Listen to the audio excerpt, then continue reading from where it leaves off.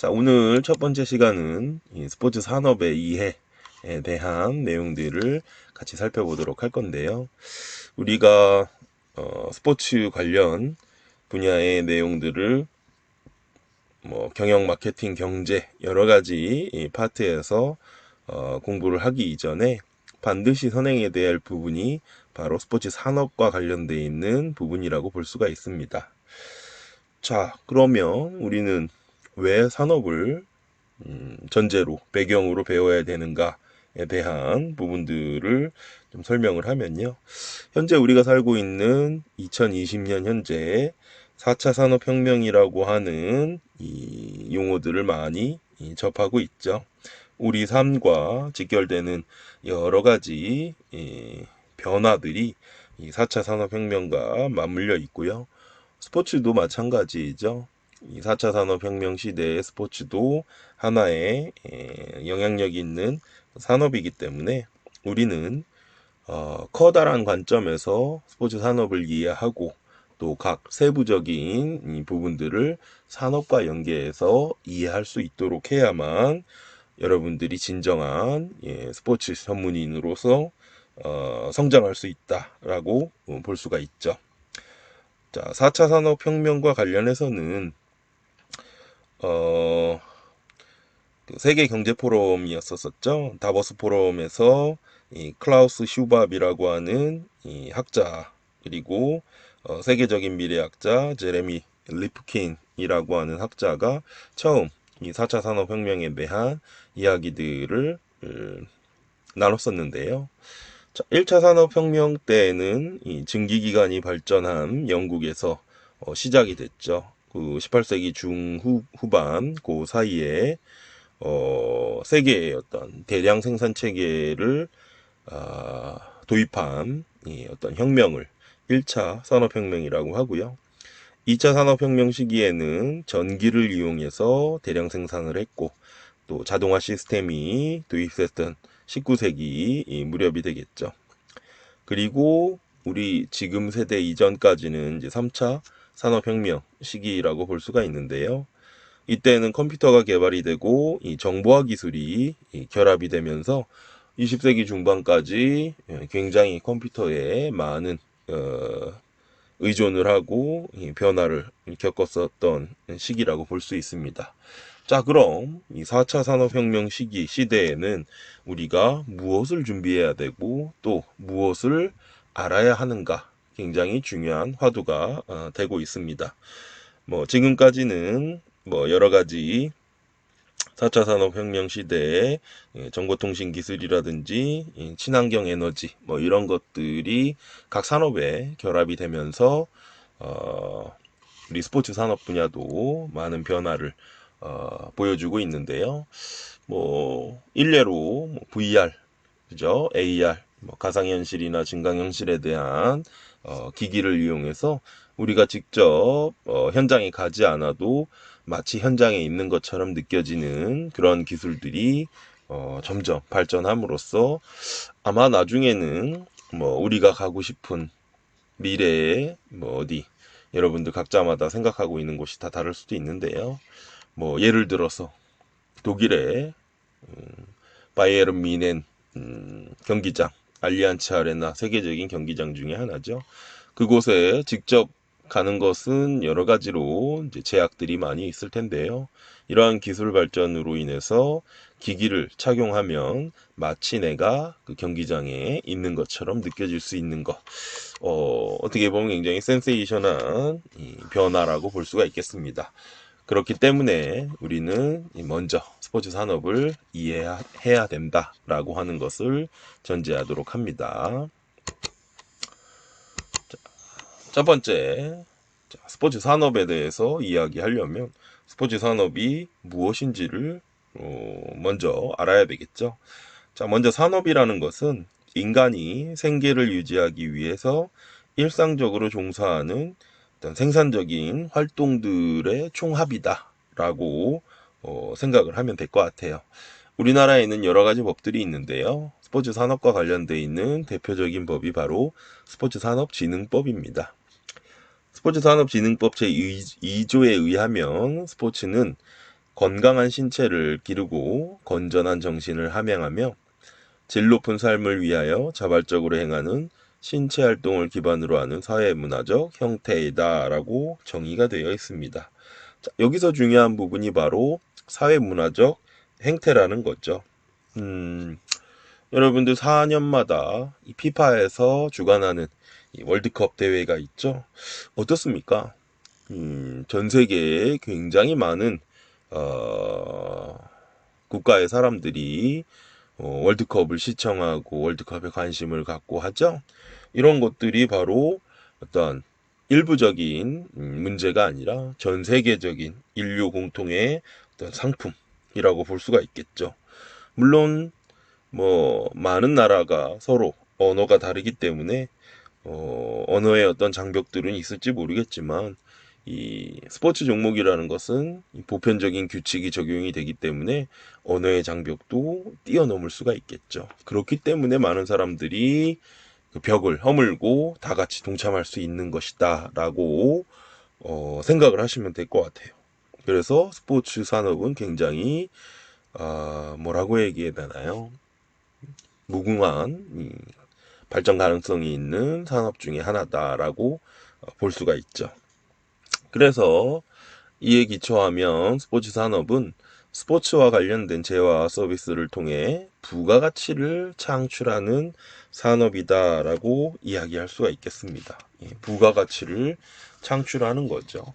기존에 있었던 어떤 축구라고 하는 종목 자체로서 우리가 뭐 예를 들어 생활체육으로 건강한 삶을 위해 또 친구들과 함께 어떤 건전한 관계를 유지하기 위해 할 수도 있지만 이 축구라는 종목이 월드컵으로 승화됨으로써 어떠한 부과되는 가치들을 지속적으로 창출하게 되는 거죠.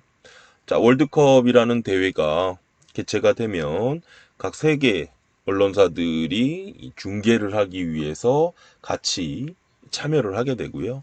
또 기업들도 어떤 후원의 형태로 월드컵의 어떤 성공적인 개최를 뒷받침해주는 스폰서의 역할을 또 하게 됩니다. 그래서 굉장히 다양한 이해관계자들이 생기면서 이 부가가치가 하나의 축구 종목이라는 것이 단순한 운동 종목이 아니라 부가가치를 창출하는 종목으로 재탄생하게 된다라는 거죠. 그래서 이 스포츠와 관련되어 있어서 어떤 가치, 뭐 경제적인 가치 이런 것들이 어떻게 발생을 하고 또 누가 이러한 재화나 서비스를 구입하는가에 대한 부분들을 전반적으로 우리가 이해할 수 있다면 이것이 바로 스포츠 산업의 체계라고 보시면 될 것 같습니다. 그래서 하단에 보시면 실제 스포츠 산업진흥법이 나오죠. 제1조는 목적이고 제2조는 정의다 라고 나와 있는데요. 아마도 여러분들이 어떤 스포츠에 대한 전반적인 이해를 하기 위해서는 이 스포츠 산업진흥법 전문을 여러분들이 나중에 꼭 다운을 받으셔가지고 틈날 때마다 시간 날 때 등 하교시 뭐 이럴 때 꼭 여러 번 반복해서 읽어보면 좋을 것 같습니다. 참고로 이 법과 관련돼 있는 이 원문들은 법제처라고 하는 사이트에 검색을 해서 들어가시면 누구나 다 다운을 받을 수가 있으니까 여러분들도 수업 끝나고 다운 받으셔가지고 뭐 등하교 때 꼭 읽어보시기 바라겠습니다. 자, 그래서 스포츠 산업 분류를 이제 해야 되겠죠. 너무나 커다란 이 바운더리이기 때문에 이것을 어떠한 기준으로 분류를 하느냐도 굉장히 중요합니다. 자, 스포츠 산업 분류는 그 시대의 스포츠 산업 진흥 기반과 정책 등에 따라서 매우 다양한 시각으로 제시가 되고 있죠. 즉, 나라마다 그 분류가 다 다르다라는 의미가 되겠습니다. 우리나라 역시 여러 가지 이 과정들을 거쳐가지고 크게 세 가지 이 산업으로 분류가 됩니다. 스포츠 시설업, 용품업, 서비스업. 그래서 우리 대한민국의 스포츠 산업은 크게 세 가지로 분류가 된다. 이 사실은 여러분들이 반드시 잘 알고 계셔야 될 것 같습니다. 자, 스포츠 산업이 어떻게 이 세 가지로 분류가 됐는지 그 과정들을 좀 살펴보면요. 2000년 1월, 지금으로부터 약 20년 전에 처음 스포츠 산업 특수분류 1.0이라는 것이 생겨납니다. 이때 대분류라고 해서 크게 세 가지로 나눈 게 운동 및 경기용품 제조업, 경기 및 오락 스포츠업, 운동 및 경기용품 유통 임대업, 그리고 중분류 12개, 소분류. 그러니까 하위에 대분류 3개 밑으로 또 중분류 보통 한 4개 정도, 또 소분류 그 밑에 뭐 몇 개 정도 이런 식으로 가지치기 되는 형식으로 갔죠. 그런데 이거를 가지고 모든 산업에 적용하기 굉장히 부족했다. 그래서 개정되고 해서 지금의 산업 분류 체계로 점점 넘어오기 시작을 했다. 이 정도로 이해를 하시면 될 것 같습니다. 그래서 초창기에는 스포츠 행위, 스포츠 제품 생산, 스포츠 촉진 이 세 가지 분야로 스포츠 산업 분류의 기반이 됐다. 이렇게 이해를 하시면 될 것 같아요. 스포츠 행위와 관련돼 있는 부분은 참여나 관람 제품, 소비자에게 제공되는 여러 가지 재화에 대한 부분이 될 거고요. 또 제품 생산과 관련된 것은 스포츠 경기력, 그다음에 촉진이라고 하는 프로모션 같은 경우에는 제품 판매를 원활하게 하기 위한 다양한 노력들이라고 보시면 될 것 같아요. 나중에 또 자세히 배울 기회가 있을 것입니다. 그래서 실제 이 그룹 1, 그룹 2 뭐 이런 식으로 나눠가지고 그 하위 영역들이 1-1, 또 1, 뭐 1-3-1 뭐 이런 식으로 해서 스포츠 산업을 분류하고 있다. 이렇게 초창기 모델입니다. 이해하시면 될 것 같고요. 자, 2008년 6월에는 버전 1.0을 개정해서 대분류 4가지, 아마도 이 3가지로는 다 모든 산업을 포괄하기가 어려웠었기 때문에 4가지 분류로 나눠 놓은 것 같습니다. 여기에서는 기존의 3가지에 스포츠 및 레크리에이션 교육기관이라는 것이 추가가 됐죠. 하나가 더 추가가 됐기 때문에 중분류, 소분류도 자연스럽게 증가가 됐고요. 2.0 버전을 근거로 해서 2010년 11월에 국가승인 통계로 지정되어서 2011년 처음으로 이 스포츠 산업 실태조사라고 하는 것을 국가 차원에서 실시하기 시작했다. 네, 의미가 있습니다. 이 산업 실태조사를 통해서 우리나라 스포츠 산업이 어떻게 현황이 되고 앞으로 어떻게 발전할 것인가에 대한 기록들을 이제는 객관적으로 남겨놓는 작업들이죠. 그렇기 때문에 매우 중요하다. 그리고 이 스포츠 미디어 역시 스포츠 산업과 관련해서 굉장히 많은 영향과 또 규모를 확장시키는데 중요한 역할들을 하기 때문에 이 스포츠 미디어 부분이 추가가 됐다라고 특징들을 볼 수가 있겠습니다. 굉장히 다양한 분야로 분류가 되어 있죠. 참고만 하시면 될 것 같고요. 자, 3.0은 2012년 12월에 개정이 돼서 현재 대분류, 시설업, 용품업, 서비스업, 중분류 7개, 소분류 20개 뭐 이렇게 조금은 좀 단편적으로 구성을 했고요. 1.0 버전과 2.0 버전과는 달리 세분류, 그러니까 소분류 말고 세분류를 65개 추가함으로써 아마도 우리나라의 스포츠 산업과 관련되어 있는 전체 업종들을 구체적으로 명시하는 그러한 내용으로 개정이 됐다라고 보시면 될 것 같습니다. 자, 이 모습이 현재 우리나라 스포츠 이 산업 분류에 대한 내용인데요. 아마도 여러분들이 미래를 꿈꾸고 있는 어떤 업종 또는 직업과 관련돼서 관심 있는 분야들이 이 중에 몇 가지가 있을 겁니다. 그래서 내가 관심 있는 업종이 스포츠 산업 분류 체계 속에 어떠한 곳에 속해 있는지를 여러분들이 한 번씩 검토를 해보시면 좋을 것 같습니다. 내가 일을 하고 있는 분야가 우리나라 스포츠 산업 분류 체계 중에 어느 영역에 포함되어 있는지를 아는 것은 어떻게 보면 당연히 기본적인 내용이라고 볼 수가 있겠죠. 하지만 우리가 이 산업 분류 체계에 대해서 공부를 하지 않는다면 이런 게 있는 것조차도 모를 수 있기 때문에 전반적인 산업을 바라볼 통찰력을 키우기 위해서는 산업 분류 이 체계표를 명확하게 이해하고 있는 것이 중요하다. 이렇게 생각하시면 될 것 같습니다. 자, 세부 업종별로 보면 이렇게 통계청에서 분류를 해 놓았죠. 그래서 이제는 스포츠 산업 전반에 대해서 우리가 정확하게 돌아가는 사항들을 이해할 수 있을 것 같다라는 생각이 듭니다. 자, 산업의 특성을 이야기하기 이전에 아까 전에 나왔었던 1.0, 2.0, 3.0 이런 용어들이 나왔었죠. 이 용어에 대한 내용들을 간단하게 좀 설명을 드리면요. 자, 시장 1.0이라고 하는 개념은 이제 전체적인 시각입니다. 우리나라 또는 스포츠와 국한되어 있는 내용이 아니고요.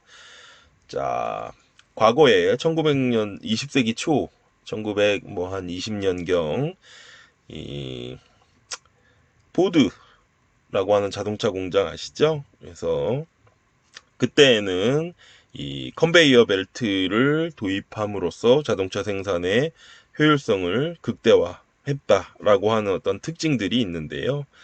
자, 이런 시기들을 구분을 해가지고 우리는 1.0, 2.0, 3.0 이렇게 분류를 합니다. 이 시대가 바로 시장 1.0 시대였었는데요. 제품을 만들어서 마케팅을 하는 것이 그 시대에는 굉장히 중요한 관건이었다. 그렇기 때문에 그 시대를 우리는 스포츠 1.0 시대라고 하고요.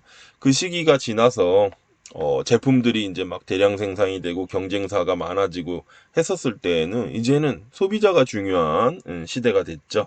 그래서 시장 2.0에서는 소비자 중심의 마케팅을 하는 시대를 의미하고요.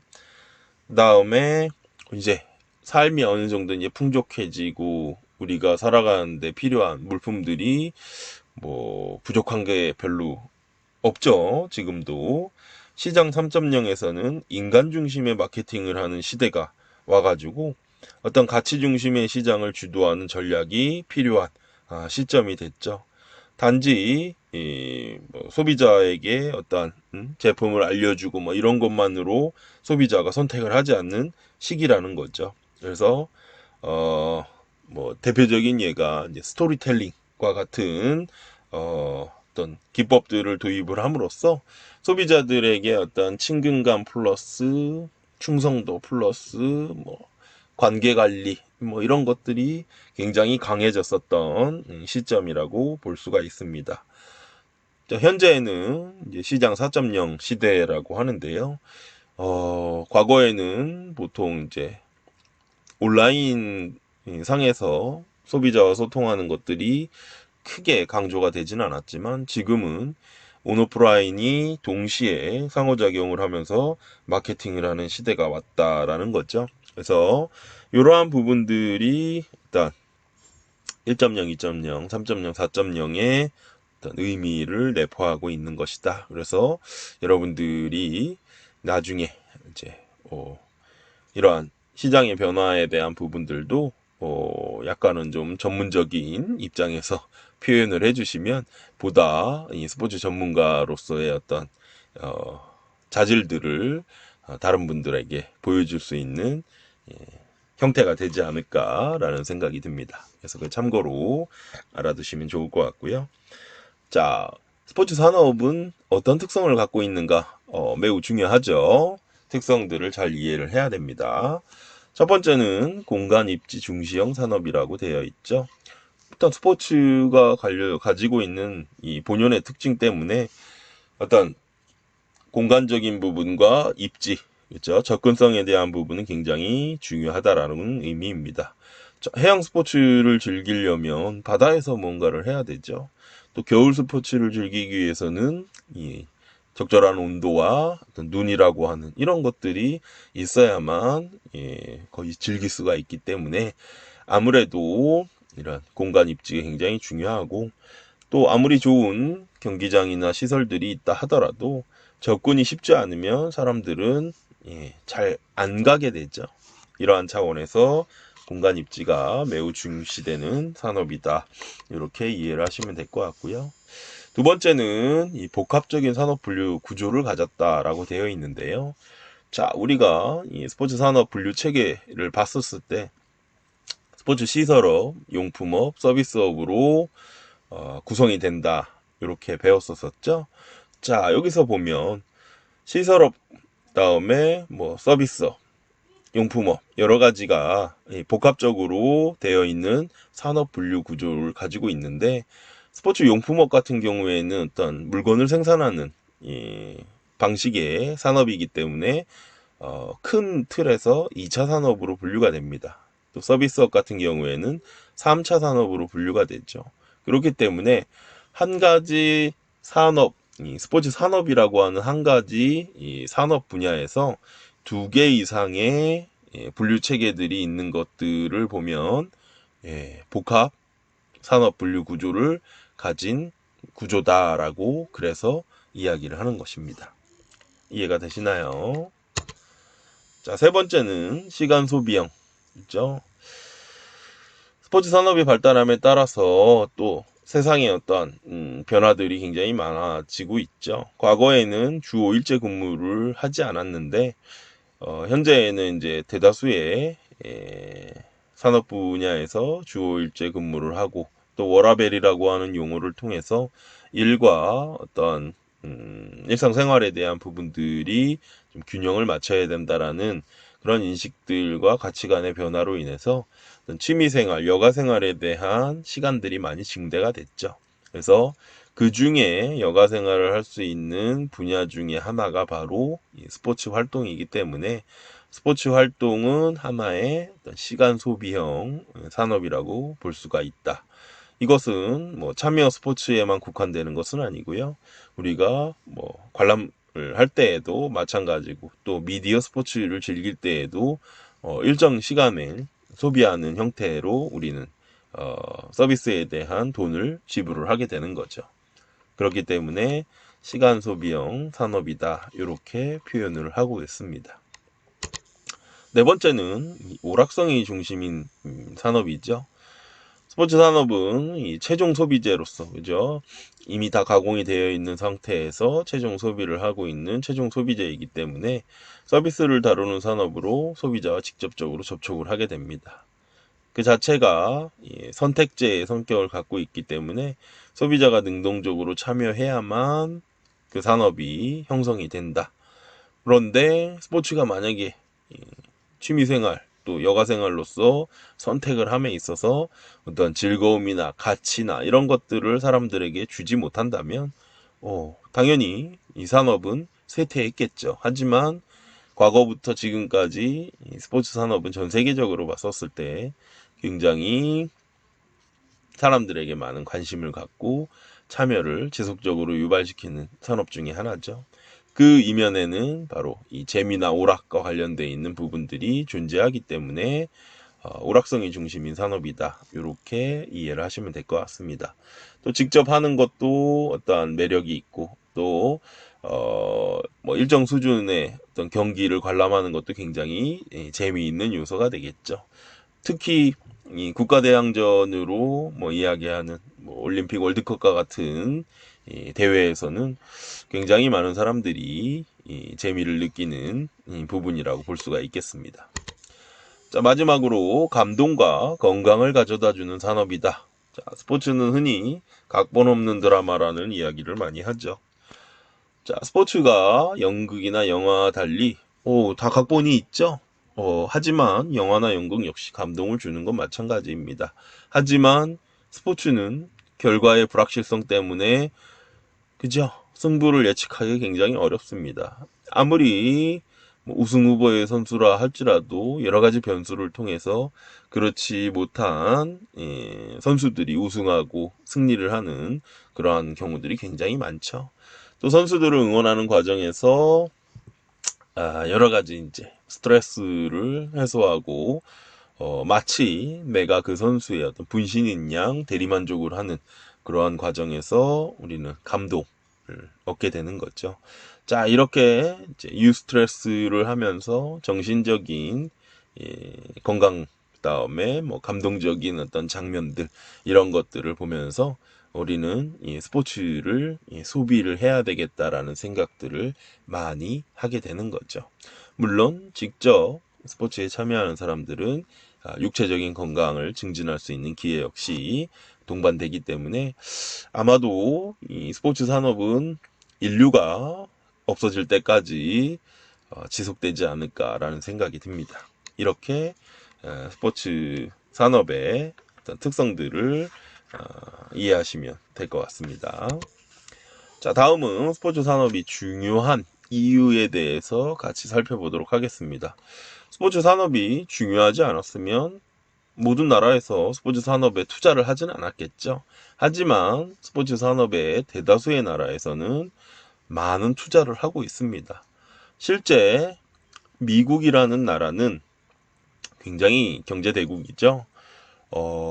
미국의 산업 특성을 보면 과거에 1920년대 초반, 19세기 초반부터 자동차 산업이 굉장히 발전해가지고 그것을 밑바탕으로 세계적인 경제 대국으로 성장하는 어떤 배경이 됐습니다.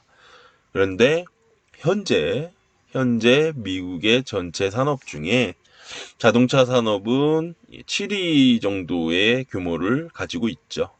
그런데 자동차 산업보다 한 단계 더 높은 산업이 바로 스포츠 산업이라는 거예요. 그만큼 스포츠가 굉장히 중요한 하나의 산업으로서 인정을 받고 있고 그만큼 결과로 보여주고 있다라는 거죠. 자, 왜 이런 현상이 가능하게 됐느냐? 보통 굴뚝 없는 기업이라는 표현을 많이 쓰잖아요. 자, 스포츠가 가지고 있는 자체만으로도 가치가 있죠. 국민들이 건강하게 살아갈 수 있는 어떤 원동력을 제시해주고 질병 없이 높은 노동 생산성을 높여줄 수 있는 그런 가치 있는 하나의 어떤 컨텐츠가 되는데요. 그것이 기반이 돼서 또 하나의 부가가치를 높여주는 산업으로 인식을 하게 된다라는 거죠. 자, 해외 유명한 스타 선수들을 보면 어때요? 선수 하나가 움직이는데 글쎄요, 뭐 많은 비용들이 이제 뭐 기업에서 이야기하자면 제품 하나를 만드는데 들어가는 비용들이 뭐 어떤 원가라고 계산을 해보면 선수가 성장해서 뭐 몸값이 높아지는 것을 빼고는 어떠한 뭐 공장을 가동을 해야 되거나 뭐 이런 부분들은 크게 없는 거죠. 또 선수가 경기만 하는 것이 아니라 현역이든 은퇴를 하든 뭐 스폰서십이나 또 선수 보증 광고나 여러 가지 형태를 통해서 또 다른 상업적 가치들을 계속 생산해낸다라는 의미가 공존하는 내용들입니다. 그래서 스포츠 산업은 굉장한 고부가가치 산업이기 때문에 중요하다라는 거죠. 자, 단일 종목으로서 스포츠 이벤트의 효과가 또 크다. 유럽 축구가 그렇고 뭐 미국의 뭐 MLB라든지 NFL이라든지 뭐 여러 가지 유수 리그들 같은 경우에는 굉장하죠. 자, 유럽 축구 연맹 2014-15 시즌 수익이 약 1조 8,250억 규모라고 합니다. 그 중에 중계권료가 약 1조 4,457억이라고 하니까 어마어마한 숫자라고 볼 수가 있겠습니다. 또한 이 스포츠 산업은 무한한 성장 잠재력이 있는 산업이다. 이렇게 평가를 받고 있죠. 그래서 스포츠 산업과 기존 산업들이 연계되어 있는 복합적인 부분들. 현재 우리가 4차 산업혁명 시대에 살고 있다라고 이야기하는 부분이 바로 여기에 맞물리는 거죠. 새로운 IT 기술을 가지고 스포츠 산업과 접목시켜서 새로운 신세계들을 계속 만들어 나가고 있다라는 거죠. 이런 것들이 이 부가가치 창출 효과를 높이고 또 새로운 일자리를 만든다라고 하는 부분이죠. 그래서 부가가치 유발 개수라고 전체 산업이 어떤 계산 방식을 통해서 숫자를 부여하는데요. 전체 산업 평균이 0.687인데 스포츠 산업이 0.791로 굉장히 높은 부분이고, 취업 유발 개수 역시 전체 산업이 12.4명인데 10억 원당 투입할 때마다 스포츠 산업은 14.4명으로 취업 유발 개수도 높다라고 하는 거죠. 그래서 앞으로 IT 분야가 계속 발전함에 따라서 스포츠도 굉장히 잠재력이 큰 산업으로서 더 큰 규모의 산업으로 성장하지 않을까, 이렇게 전문가들이 예측을 하고 있죠. 또 세 번째는 미디어적 가치가 있다라고 볼 수가 있습니다. 중요한 이 방송 컨텐츠이기 때문에 기업들에서는 이 스포츠 산업을 하나의 어떤 매개체로 또 더 큰 기업으로 성장할 수 있는 중간 과정이다, 이렇게 생각을 하고 있죠. 그래서 월드컵이나 뭐 올림픽 뿐만 아니라 각종 전 세계의 유명 대회들을 보면 어떤 대회든 간에 기업들이 다 후원사로 참여를 하죠. 기업들의 후원 참여는 또 스포츠 조직에 있어서 재정 확보에 굉장히 많은 도움이 되고요. 그렇기 때문에 또 미디어적 가치가 같이 결합이 돼가지고 앞으로는 그 시너지 효과가 더 커질 것이다. 왜냐? 미디어라고 하는 부분들이 이제 뉴 미디어 등 굉장히 다양한 영역에서 새로운 것들이 계속 나오기 때문에 그 채널 역시 다양해진다. 그래서 수익 역시 또 다양해질 수 있다라고 하는 부분이 있죠. 이런 부분들이 굉장히 중요한 가치가 있는 산업이고, 마지막으로 국민복지에 기여하는 산업이다. 그렇죠? 뭐 더 이상 이 부분은 설명하지 않아도 여러분들이 잘 이해를 하실 겁니다. 뭐 스포츠 선진국이라고 할 수 있는 독일 같은 경우에는 이 참여 스포츠도 마찬가지고 관람 스포츠도 마찬가지고, 사람들이 스포츠가 하나의 일상으로 여겨지는 그러한 인프라를 만들어서, 아마도 뭐 정확한 통계 수치는 모르겠지만 운동회를 많이 참여하는 나라일수록 건강한 국민들이 많다라고 이야기할 수가 있겠죠. 자, 우리나라 스포츠 산업 현황을 전반적으로 좀 살펴보면요. 국내 스포츠 산업의 사업체 수는 2016년 기준으로 시설업이 34,000여 개, 용품업이 35,000여 개, 서비스업이 25,000여 개에서 전체 95,387개의 소의 사업체 수가 집계가 되고 있고요. 매출액을 보면 시설업이 단위가 이제 10억 원입니다. 10억, 100억, 1000억, 1조, 10조, 17조 2천억 원, 33조 5천억 원, 17조 6천억 원 정도 해서 전체적으로 우리나라 스포츠 산업의 총 매출액은 68조 4천억 원 정도 되는 것으로 집계가 되고 있습니다.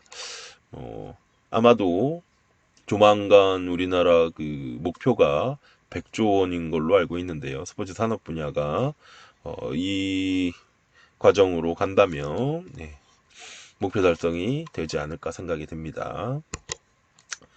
4대 프로스포츠 입장 계획을 보면 2016년 기준 프로야구가 약 840만 명, 프로축구가 760만 명, 농구 120만 명, 배구 53만 명 해가지고 전체 1200만 정도가 프로스포츠를 즐기는 인구로 보면 되죠. 중복되어 있는 인구도 분명히 있겠지만 전체 우리나라가 5천만이라고 했었을 때 적은 비율은 아니라고 생각이 듭니다. 자, 해외는 어떤가 한번 같이 살펴보면요. NFL 같은 경우는 미국의 32개 팀들이 하는 경기인데요. 총 수익 규모가 어마어마하죠. 15조 6천억 원 정도, MLB는 11조 4천억 원. 그다음에 EPL은 6조 3,600억 원. 네, 뭐 대부분 다 조 단위의 총수익 규모를 보이고 있습니다. 우리나라도 세계 프로스포츠 리그의 탑10 안에 드는 그런 리그들이 많이 생겨났으면 좋겠습니다. 자, 그 다음에 스포츠 산업진흥법이 굉장히 중요한 내용인데요. 이 스포츠 산업진흥법이 존재하기 때문에 스포츠 산업진흥법으로 인해서 여러 가지 정책들이 펼쳐지고 있다. 이렇게 생각을 하시면 될 것 같아요. 자, 스포츠 산업진흥법을 기반으로 해서 우리나라 이제 국제 스포츠 행사들이 다양하게 유치 또 참여를 할 수 있게끔 하는 근간이 되고 있고요. 자, 스포츠산업진흥법도 시대에 따라서 조금씩 그 내용들이 개정이 되고 있는데요. 슬라이드에 보시는 것들이 이제 주요 개정 내용들인데 제7조를 보면 정기적으로 스포츠 산업 실태 조사를 해야 된다. 아까 전에 말씀드렸던 것처럼 스포츠 산업 특수분류 2.0을 근거로 해서 2010년에 처음으로 국가 승인 통계로 지정이 돼서 이제 의무 사항이 됐다. 그래서 국가는 매년 스포츠 산업 실태 조사를 의무적으로 해야 된다. 법에 규정이 되어 있기 때문에 이 법에 따라서 실행을 해야 된다라는 의미입니다. 어떤 의미인지 아시겠죠? 자, 그리고 제10조를 보시면 스포츠 산업 관련 창업 촉진과 일자리 창출을 위해 예산을 지원할 수 있다. 이렇게 되어 있습니다. 이 의미는 청년 일자리 해결 등과 맞물려서 스포츠 분야의 창업 지원을 할 수 있는 근거가 되어 있기 때문에 현재 매년 스포츠 산업 관련 창업 분야의 여러 가지 교육 프로그램들을 국가 예산으로 지원을 하고 있습니다. 관심 있는 분들은 꼭 한번 찾아보시면 될 것 같고요. 또 11조 마찬가지죠. 지자체 소유의 공공체육시설을 스포츠산업진흥시설로 지정할 수 있다. 프로스포츠 육성을 위해 프로스포츠단 연고 경기장을 스포츠산업지정시설로 우선할 수 있다. 그래서 지자체와 프로 스포츠 또는 공공 스포츠들이 좀 활성화되고 또 안정적으로 운영이 될 수 있는 어떤 기반들을 만들어줄 근거들이다. 이렇게 생각하시면 좋을 것 같습니다. 맨 마지막에 제 18조를 한번 보시면요. 선수의 권익 보호와 스포츠 산업의 건전한 발전을 위해 공정한 영업 질서의 조성 등이 필요한 시책을 강구해야 된다. 그래서 이 스포츠 에이전트에 대한 제도적 근거들을 진흥법에서 마련해 놓고 있다. 앞으로도 또 뭔가 새로운 내용들이 필요하게 되면 이런 개정을 통해서 당연히 개정 부분 수정이 되겠죠. 그래서 여러분들이 스포츠 산업과 관련돼 있는 내용들을 정확하게 인지하기 위해서는 스포츠 산업 진흥법을 명확하게 이해하셔야 된다라고 하는 내용입니다. 자, 그래서 일단 처음 우리가 오늘 배운 내용들을 보면 여러 가지 내용들이 있는데요. 자, 과제를 보면요, 굉장히 많은 내용들이 있네요. 가장 최근에 북미권 스포츠 산업 분야에 어떤 이슈가 있는가? 어떤 이슈가 있을까요? 코로나 사태로 인해서 4대 리그들이 개막 연기 이런 부분들도 있을 거고 또 새로운 이 산업 분야의 일단 결합으로 인해서 신제품들이 많이 출시가 된다. 북미나 유럽, 아시아 대륙마다 조금씩 차이는 있을 수 있을 것 같긴 한데요. 여러분들 한 번씩 온라인 수업을 하기 때문에 이제 시간들이 통학하는 것보다는 많으시죠? 네, 한 번씩 찾아보시고 또 가장 최근에 국내 스포츠 산업 분야 어떠한 변화가 있는지 이슈가 있는지 이런 부분들도 한번 서치를 해보고 흥미있는, 재미난, 본인들한테 관심 있는 분야의 내용들을 한 번씩 정리를 해보는 것도 참 재미있는 과제가 될 것 같습니다. 그리고 5번부터 7번까지는 북미권, 유럽권, 아시아권의 어떤 스포츠 산업 진흥에 관한 이 법률과 정책인데요. 이 부분까지는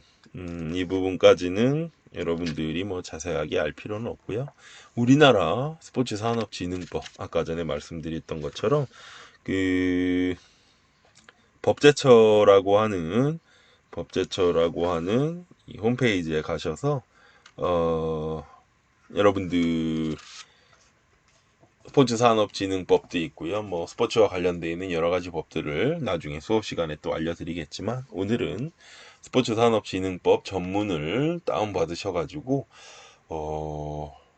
가급적 프린트 아웃을 해도 좋고요. 아니면 스마트폰에 담아가지고 PDF 파일로 눈으로 읽는 것도 상관은 없는데, 여러분들한테 관심 있는 어떤 그 법 조항들이 있다면 그런 것들을 좀 표시해가지고 나중에 우리 대면 수업 때 만나게 되면 그때 여러 가지를 좀 토론할 수도 있는 그러한 상황으로 여러분들이 좀 준비를 해주시면 좋을 것 같습니다.